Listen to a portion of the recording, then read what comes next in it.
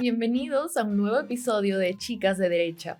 El pasado 25 de marzo se celebró el Día del Niño por Nacer, una fecha para conmemorar, promover y defender la vida humana desde la concepción. Ese mismo día, el Congreso de la República y distintas municipalidades se iluminaron de celeste para reafirmar que el Perú es provida en todas sus etapas.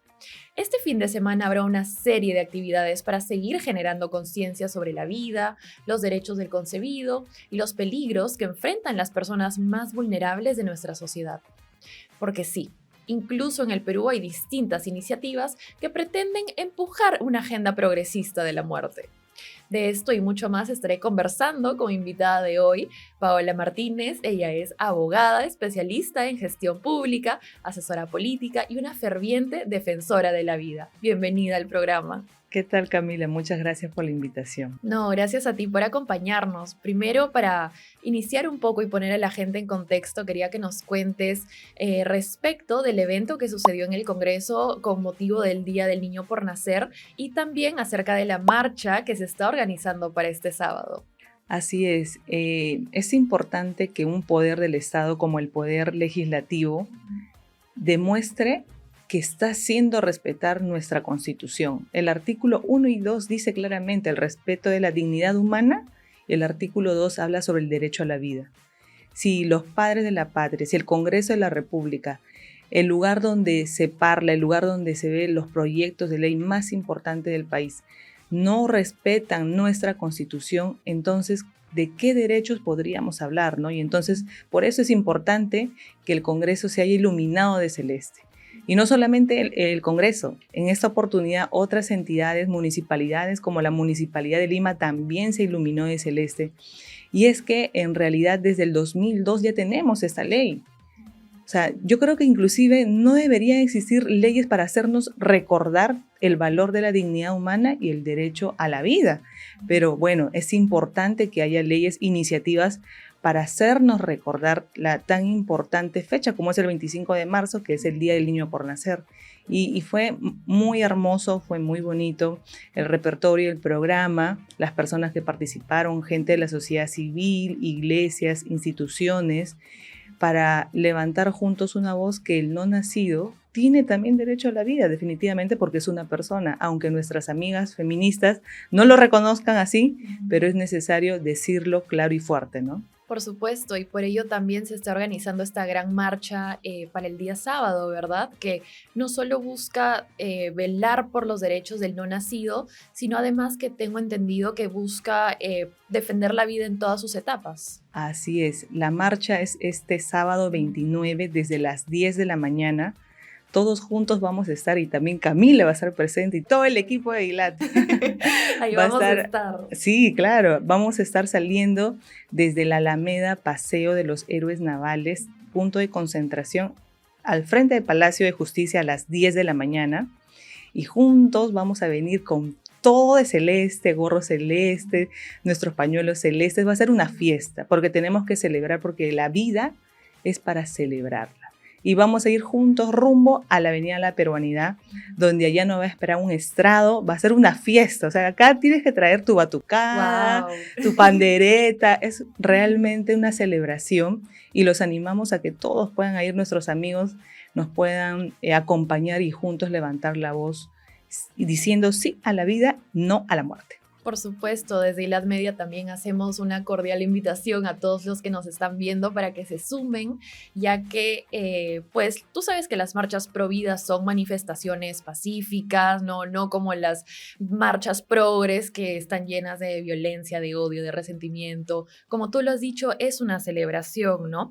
Pero quizás hay personas que por el día a día, ¿no? Por su rutina o por andar pensando en otros temas, ¿no? En la economía familiar, qué sé yo, no están tan pendientes de estos temas como lo son la defensa de la vida, ¿no?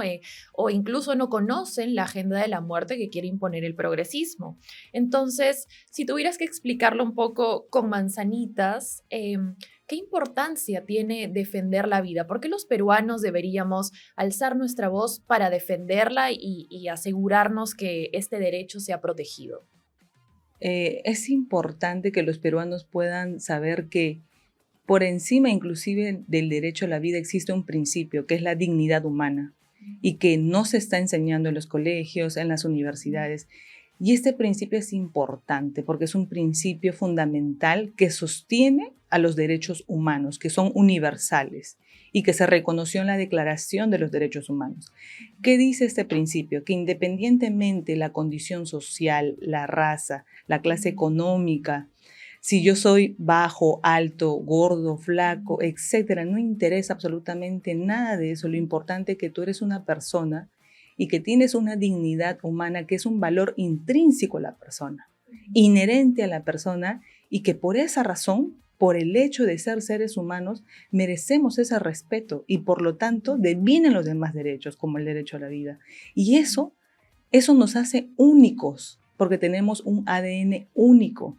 Y sobre todo, y lo más lindo, ¿sabes qué, Camila? Es que este principio viene porque fuimos creados a imagen y semejanza de Dios.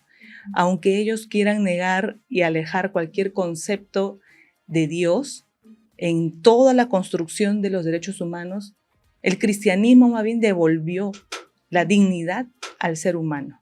Y por eso que es importante que podamos nosotros recordar que el derecho a la vida se sostiene en la dignidad humana. Y eso lo debemos enseñar desde pequeños a los adolescentes, a los jóvenes, porque estamos en los tiempos, como tú señalabas, donde todo es relativo.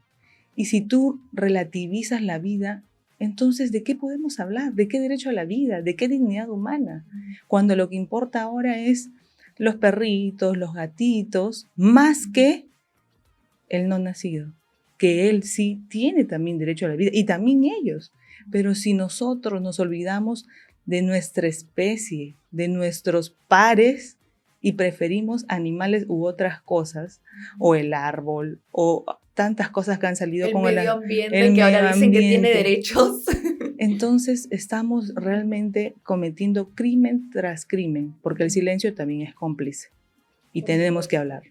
Por supuesto. Y ahora me ha entrado una pequeña curiosidad porque investigando un poco sobre esta causa, y bien decías tú, ¿no? Que pues el progresismo tiene sus ramas por todos lados tratando de convencer sobre todo a la juventud de que el ser humano es igual que un animal, que es igual que un árbol y todos somos iguales y esto pues claramente no es cierto. Pero yo quería saber si existen hoy en día en el Congreso quizás iniciativas legislativas que atenten contra la vida, ya sea el aborto, la eutanasia u otro tipo de proyectos de ley que puedan poner en riesgo esta dignidad. Sí, lamentablemente existen 3 proyectos de ley que en la actualidad se vienen tramitando en diferentes comisiones desde el Congreso de la República. Tenemos, la primera de ellas es de la señora Susel Paredes sobre el tema del aborto. Cuando no sucede. Así es. La segunda es en relación al tema de la eutanasia, que es del partido político Podemos, del señor Pepe Luna. Y el tercero tenemos la iniciativa legislativa sobre las técnicas de reproducción asistida, que es del señor Elías Ábalos, ¿no? Que en la cual desarrolla el tema de la maternidad subrogada o vientre de alquiler. Wow. Y entonces están aprovechando ciertos vacíos, ¿no? Porque lo que se han olvidado ellos es que ellos señalan, los médicos y las empresas que están encargadas en temas de fertilidad, dicen la ley no me prohíbe, por lo tanto yo lo puedo hacer. Pero se olvidan, repito, o sea, se olvidan lo que dice la Constitución, las normas conexas, totalmente. Y con una norma infra pretenden ellos aplicar cosas que están prohibidas y que no necesariamente se tiene que decir está prohibido hacer esto. Cuando estamos hablando del derecho a la vida, involucra una serie de derechos y de obligaciones que nosotros como ciudadanos debemos cumplir y ellos también deberían cumplir. Por supuesto, y sobre todo que este tipo de iniciativas, porque ahora el argumento de las feministas, los progres, es que no, pero mi cuerpo, mi decisión, y es un acuerdo entre pares, ¿no? Entre dos personas, y nadie tiene por qué meterse y tal, pero no se dan cuenta que en el aborto son mínimo 3 los involucrados, ¿no? La madre, el bebé por nacer y un médico que va a tener que practicarlo, que en su gran mayoría en el Perú son objetores de conciencia.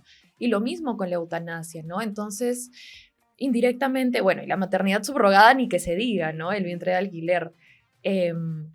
Pero no se dan cuenta o quizás quieren hacer caso omiso a que su libertad termina donde comienzan las de los demás, ¿no? Y tengo entendido que desde la bancada de Renovación Popular también se están trabajando iniciativas para que los médicos, por ejemplo, puedan hacer uso de la objeción de conciencia, puedan tener pues garantizado su derecho a la libertad de expresión. Cuéntanos cómo va eso de cara a estas amenazas.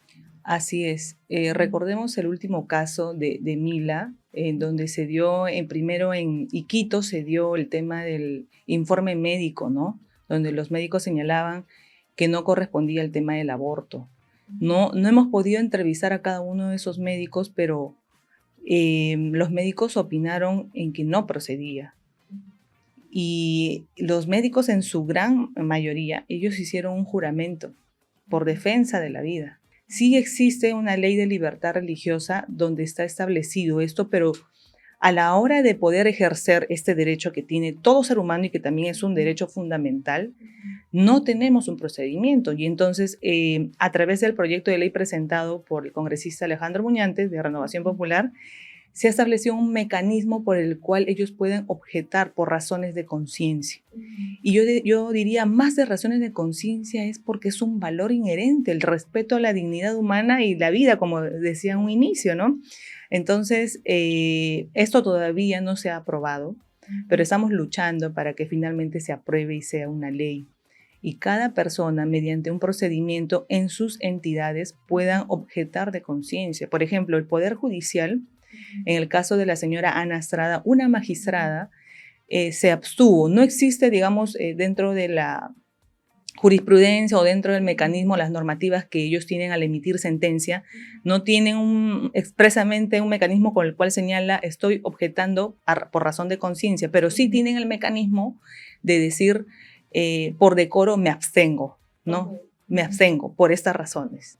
Y entonces ella se abstuvo justamente porque ella estaba en contra de que a través de la administración de justicia se ordene la muerte de una persona. Sí, totalmente. Y creo que todos estos temas, ¿no? El aborto, la eutanasia, darían como para muchos episodios cada uno porque son sumamente interesantes y sumamente importantes también porque a veces el peruano de a pie no se da cuenta, pero estas agendas avanzan y si nos mantenemos en silencio, permitimos que sigan avanzando, ¿no? Pero en el caso de la señora Ana Estrada, y me parece que también hubo otro hace poco, si no me equivoco, el de María Benito puede ser, ambas representadas por la misma abogada progre, digamos que también están tratando de utilizar una norma de menor rango para vulnerar un derecho que está establecido en nuestra Constitución y en las declaraciones internacionales de derechos humanos, ¿no?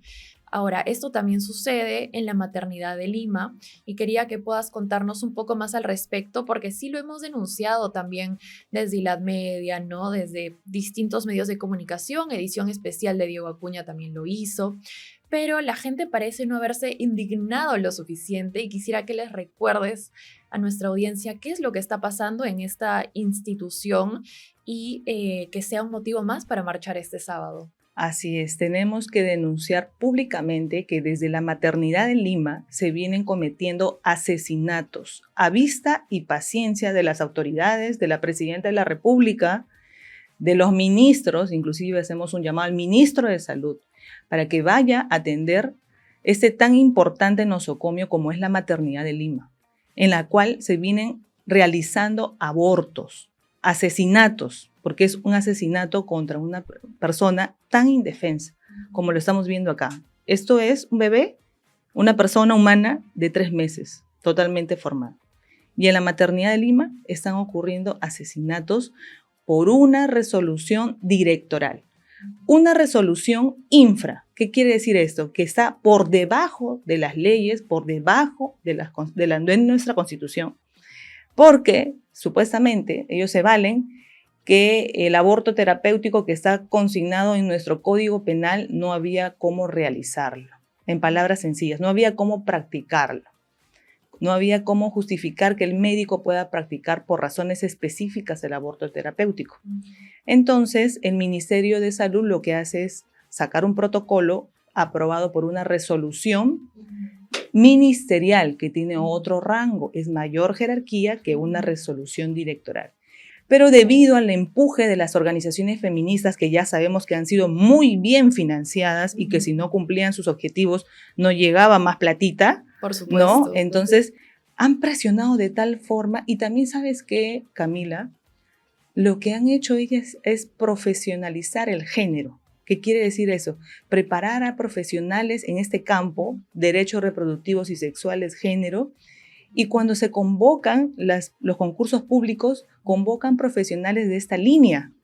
Entonces, todos los chicos que han sido preparados por estas ONGs ya están en los ministerios, y por eso ellos tienen la capacidad de ser gestores públicos dentro del Ministerio de Salud y hacer las modificaciones que quieran, emitir los documentos que quieran, y no se dan cuenta las autoridades que vienen ocurriendo, como en este caso, mediante una resolución directoral, se está ordenando a realizar abortos terapéuticos por causas de salud mental que no están demostradas. Simplemente con el hecho que yo diga, ay no, me da ansiedad, me da ansiedad o me da estrés o me da esto, ¿es una razón suficiente para asesinar a un ser humano? Ministro de Salud, ¿qué está esperando usted? Usted ya se ha corrido traslado al ministro de Salud para que pueda hacer algo, y no está haciendo absolutamente nada. Va a seguir viendo cómo se derrama sangre en la maternidad de Lima. Esa es la pregunta. Por supuesto, e inclusive hacer un llamado a la propia Dina Boluarte, que es mujer, ¿no? Ha sido madre, tiene familia, conoce lo que es tener una vida dentro suyo y cómo puede permitir que se trastoque, se banalice, ¿no? Se vulnere la dignidad de estos bebitos de esta manera. Justamente la Asociación Padres Peruanos compartió un informe que hizo el propio instituto, en el que revelaban, digamos, los casos, ¿no?, de abortos terapéuticos, entre comillas, que habían hecho desde el año 2009 hasta el año 2022 más o menos. Casi 400 bebitos asesinados, 385 si no me equivoco es el número. Y además de ello, algo que me sorprendió fue que alrededor del 7% había sido para salvar la vida de la madre, ¿no? Cuando la vida de la madre corría inminente peligro porque el embarazo se desarrollaba en otro lugar que no debía, etc. El 93% eran por peligros a la salud física o mental de la gestante. ¿Qué nos dice esto? Que el 93% de esas vidas pudieron haber sido salvadas. Y eso se me corta la voz porque me parece un tema escalofriante, ¿no? Sí, justamente por el segundo caso que se presentó, la Asociación Cristiana de Ayuda a Perú, representada, por ejemplo, por Katia Aguirre, fueron afuera de la maternidad a luchar, a querer, por favor, intervenir, y no los dejaron entrar los funcionarios y nadie se enteraron, no nos dejaron intervenir. Y entonces, recuerdo, por ejemplo, el caso de Estados Unidos, ¿no? Que cerca de los lugares donde practican aborto, hay estos móviles por personas así como nosotras que realmente nos interesa la vida, y poder hacerle ver a ellas mediante una ecografía el latido de su corazón y hacerlas entender que la única solución no es el aborto, que existen muchas otras soluciones, ¿no? Como finalmente el tema de la adopción, en último caso, pero lo primero y lo que nosotros siempre buscamos es que haya una conexión con la realidad de esa mujer, porque lamentablemente ellas, las feministas y las organizaciones pro muerte, de esta cultura de muerte, lo que hacen es, la única solución es el aborto, es que mates a tu hijo. Y no se dan cuenta del impacto realmente. Esta mujer que está sola no se da cuenta del impacto que va a causarle a ella matar a su propio hijo. Exacto. Y todas las consecuencias que tiene, psicológicas, físicas, hasta de muerte. Por supuesto, por muerte, ya sea por complicaciones durante el procedimiento en sí, que ya sabemos que ningún aborto de hecho es seguro, todos conllevan complicaciones, o también conozco casos muy cercanos de gente que ha terminado suicidándose lamentablemente porque se dan cuenta de lo que han hecho, ¿no? Y ya es demasiado tarde.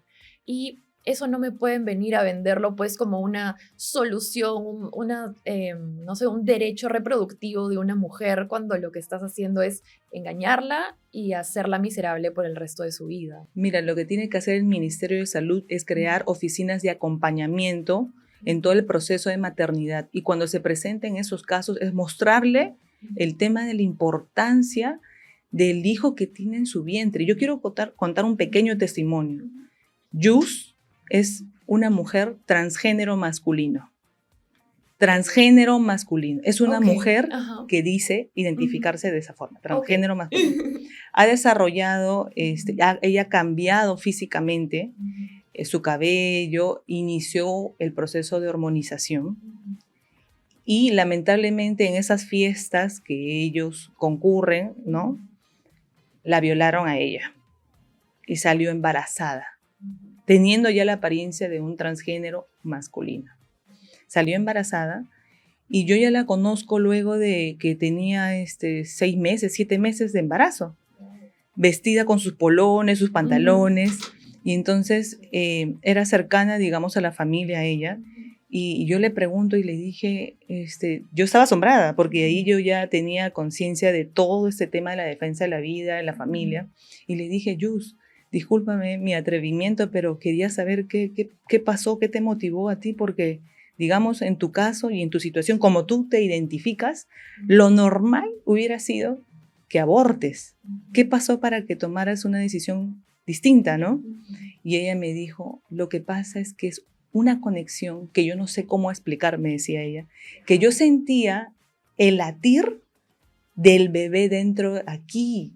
Ella decía en mi barriga, acá dentro de mi barriga sentía el latir de su corazón. Y yo dije, tengo una vida aquí. Y ella sintió toda la conexión, que es el mismo proceso físico, hormonal que sucede cuando una mujer está embarazada. Y que por supuesto, la ciencia es clara y objetiva y lo dice. Y hay muchos estudios. Mientras que el feminismo niega las características naturales inherentes de la mujer, la ciencia y nosotros reafirmamos que es un proceso biológico y natural. Es innegable. Entonces ella luego ya tuvo muchas necesidades y pudimos inclusive hacer un seguimiento, acompañamiento, regalarle pañales, estar con ella y ver a su bebé crecer. Claro, el problema de haber iniciado el proceso de hormonización fue que lamentablemente las glándulas mamarias se cortaron por las inyecciones de testosterona, porque ha sido un milagro. O sea, ella supuestamente no debió haber salido embarazada, ¿no? Pese al trágico suceso de la violación, pero con fórmula le estuvimos apoyando y el bebé ahorita ya está grande, ¿no? Entonces, es un testimonio lindo, es un testimonio que tal vez de una situación trágica finalmente sirvió de bendición y ahora ver a ese bebé ya grande, ¿no? Te da realmente nos da esperanza a nosotros que realmente vale la pena luchar por lo que estamos haciendo, a pesar de cualquier cosa, del cansancio, como hablábamos, ¿no? Es muy importante y muy bonito ese testimonio. Sí, no, por supuesto, y sobre todo porque ahí nos das una clara diferencia entre la biología versus la ideología, ¿no? Si bien una persona puede tener afinidades políticas, puede tener una percepción equivocada sobre su propio ser, puede pensar en lo que piense, la biología finalmente es tan poderosa, ¿no? Las hormonas son tan fuertes, la naturaleza humana es tan perfecta que termina sobrepasando todo eso, ¿no? Y el progresismo lo que quiere hacer es desconectarnos justamente de la naturalidad del ser humano, ¿no? De la esencia del ser humano y su antropología también. Sí, y yo siempre, y no me canso de enseñarlo y decirlo claramente, ¿no? Que, por ejemplo, el feminismo, no hay feminismo bueno ni malo, no, el feminismo siempre ha sido uno. Aquel que desnaturaliza a la mujer por completo, le quita de su esencia, de sus características innatas, sus gustos, sus preferencias. El feminismo es el mismo que ha establecido una enemistad eterna contra el hombre y ya le ha quitado hasta la presunción de inocencia, porque él es malo genético. Desde que estaba en el vientre de su madre, el hombre ya es malo de por sí. Y por tercer punto, el feminismo lo que hace es que odia el fruto del vientre de la mujer y lo mata y lo asesina y crea una cultura de muerte. Ese es el feminismo desde sus orígenes hasta la actualidad. Que quieran utilizar dramas reales de las mujeres, problemas reales de las mujeres, es su forma como llegar finalmente a la sociedad. Pero establecen establecen soluciones para problemas que no van a ser resueltos, porque todo es ideológico, todo es odio, todo es una distorsión a lo que realmente las mujeres necesitamos. Correcto, y yo creo también que es importante señalarlo y no dejar de hacerlo, pero también si tú te pones a pensar, yo no conozco, yo no he visto una feminista feliz.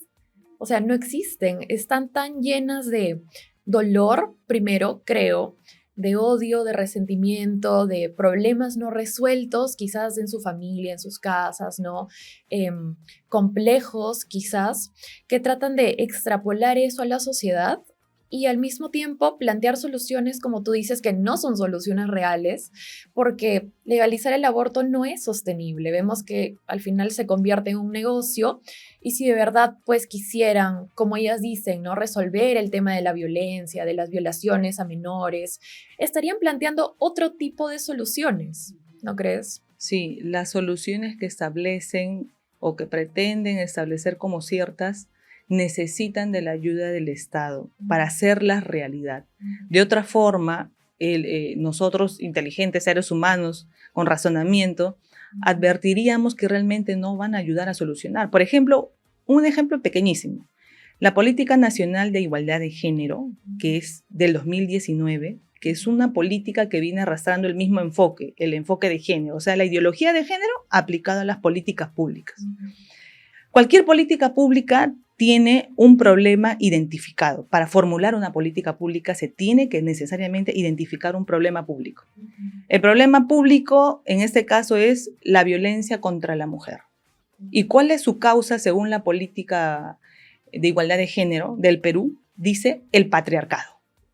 Buscas, ¿qué es el patriarcado? Dice la organización de hombres en algún momento de la historia y hasta la actualidad que hacen un complot en contra de las mujeres. Y tú dices, ¿qué? No, o sea, acá hay algo equivocado, algo errado. Revisas la política y está allí. Yo animo a todos que puedan revisar la política y entonces tú dices, ¿en qué momento realmente analizas el problema de la violencia en general y específicamente el problema de la violencia contra la mujer con otras causas, otras variables? Tú estás diciendo allí, al decir y señalar que solamente el patriarcado es el único causante, que la violencia es unidireccional, que solamente viene del hombre hacia la mujer. ¿Y dónde está la violencia de los otros actores? De mujeres a sus hijos, de hombres a sus padres. O sea, existe la violencia en general y debe tener un enfoque multidisciplinario de distintas miradas hacia la familia. Y no analiza las causas reales. Por ejemplo, algo pequeño. Respecto al tema de la violencia, y lo pueden revisar en la data general, en el INEI, por ejemplo, se ha establecido qué departamentos son donde se presentan más casos de violencia familiar, denuncias. Y doy la estadística aquí. Está Lima, Junín, Puno, Piura, Cusco. Y tú dices, qué raro, ¿por qué en esos departamentos, además de que hay mayor población, pero por qué se presenta en mayor cantidad? ¿Por qué mayor cantidad de denuncias? Y es justamente estos departamentos donde se consume más alcohol, donde hay más problemas de drogas, donde hay más problemas de salud mental, que por cierto no se está atendiendo. Por supuesto. Entonces, en Cusco, en Lima, en Junín, tenemos varias fiestas costumbristas. En Puno también es conocido. ¿Por qué no atiende la Política Nacional de Igualdad de Género este problema que es evidente? En los departamentos donde hay más alcoholismo, hay más denuncias de violencia familiar. Es una variable lógica sostenible en vez de decir que el hombre es el culpable genético y que toda la violencia proviene del hombre. Y la mujer no es violenta. Claro. Y cuando conocemos cantidad de casos en los que hay madres que maltratan a sus hijos, madres que les pegan, que los queman, etcétera, eso no es violencia para las feministas. Así es, ¿no? Hace poco en Canal 2 se publicó un reportaje de una madre que había publicado en redes sociales cómo estaba ahorcando a su hija. Wow. Y luego, cuando regresó acá a Perú, porque esto sucedió en España, ella estaba luchando por la tenencia de esa niña. Qué miedo. Y el padre llorando, aterrado que la mujer haya regresado a quitarle su hija.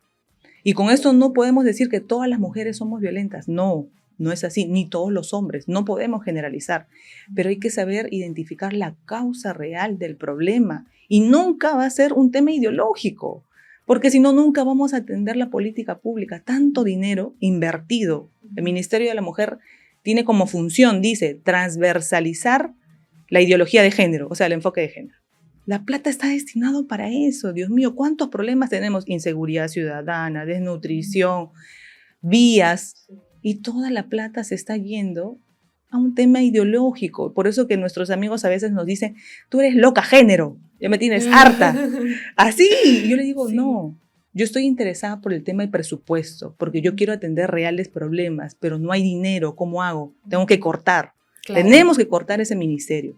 Tenemos que cerrar varios ministerios y que ese dinero, ese presupuesto, vaya a atender el tema de los colegios que se están cayendo, que no hay dinero para construir más colegios, por ejemplo. Por supuesto, y sobre todo, pues hoy en día, ¿no? Que ya este enfoque se ha implementado durante años y bastantes años, yo creo que toca que las entidades públicas hagan una revisión y digan, ok, efectivamente esto no ha funcionado, cambiemos el enfoque o, como tú dices, cerramos el ministerio y se acabó, pero claro, eso les cuesta pues políticamente bastante, ¿no? A los mandatarios, a los ministros, nadie quiere comerse el pleito político, por eso hubo tanto berrinche también por la ley de las ONGs, ¿no? Que se aprobó hace muy poco, pero hemos visto un ejemplo de cómo se corta esto en los Estados Unidos recientemente y Donald Trump que decidió congelar los fondos que iban a la gran abortista Planned Parenthood. Para finalizar, quisiera obtener tu reacción al respecto y qué podemos aprender en el Perú.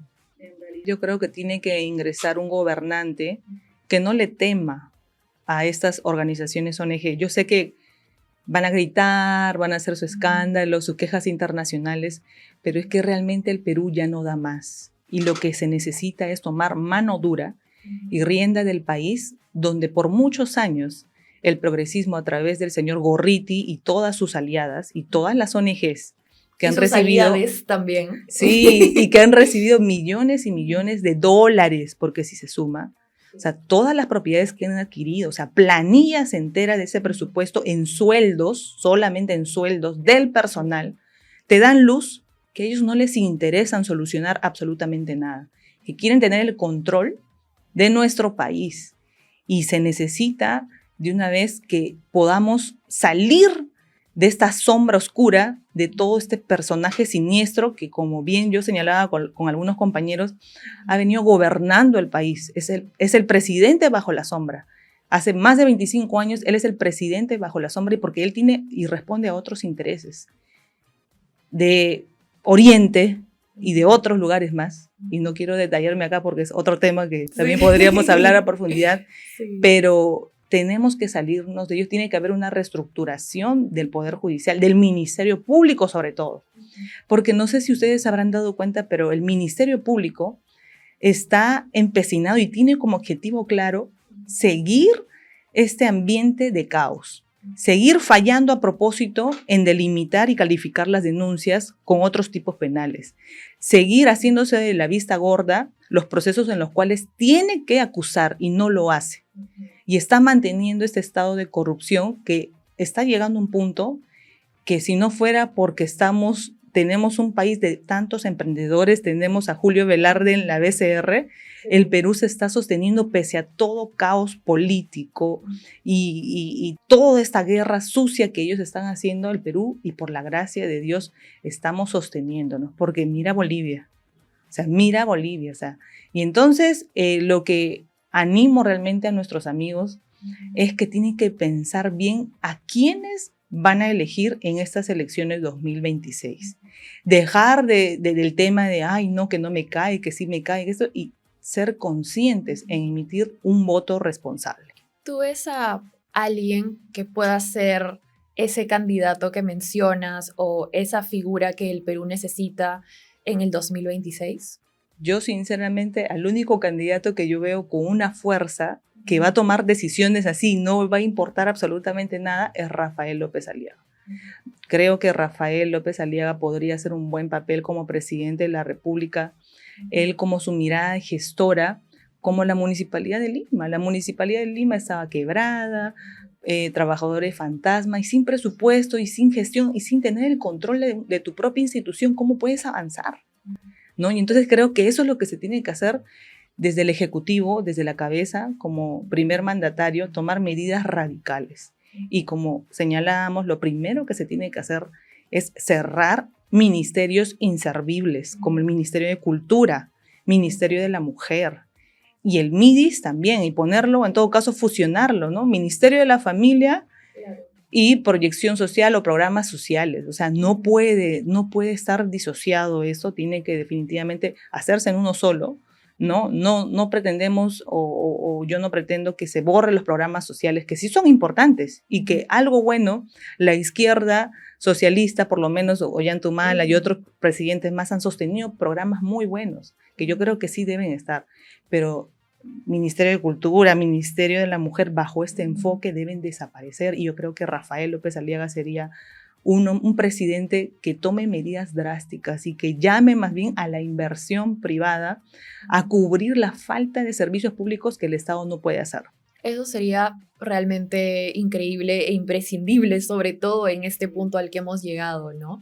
Y sobre todo porque hemos visto que López Aliaga es un político, bueno, ahora es un político porque viene de la empresa privada, pero es una persona que desde siempre ha estado comprometida con la vida, con la familia, con el sentido común, ¿no? Antiprogresista total. Entonces, en ese sentido yo lo veo como un buen prospecto también. Sí, definitivamente. No, a él no tiene pelos en la lengua y dice las cosas como son y el peruano necesita eso. El peruano necesita escuchar las verdades como son. No necesita de un político que encantador, no, necesita un político real que se acerque a los problemas reales y que establezcan soluciones reales. Que hagan las cosas. Que hagan las cosas y que genere ese valor público, porque eso es lo que se ha olvidado dentro de la gestión pública.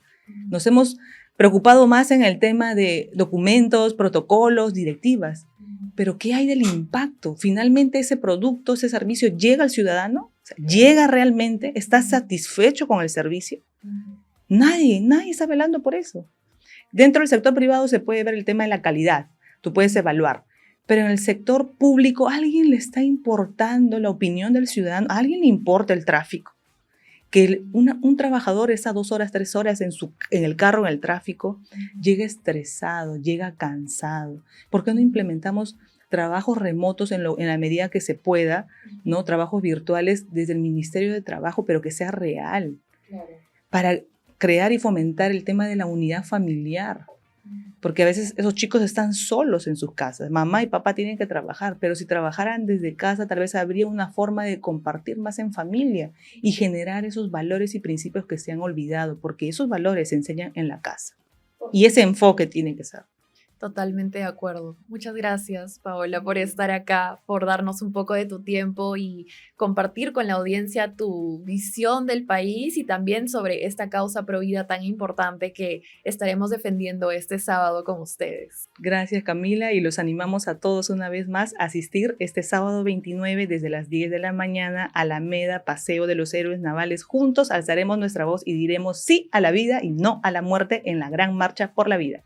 Por supuesto, gracias a ustedes también por acompañarnos. Recuerden seguirnos en todas las redes sociales, likear, comentar, compartir el episodio si les gustó y rotarlo pues con todos sus amigos pro vida, los que les interese acudir a esta marcha. Nos vemos el sábado.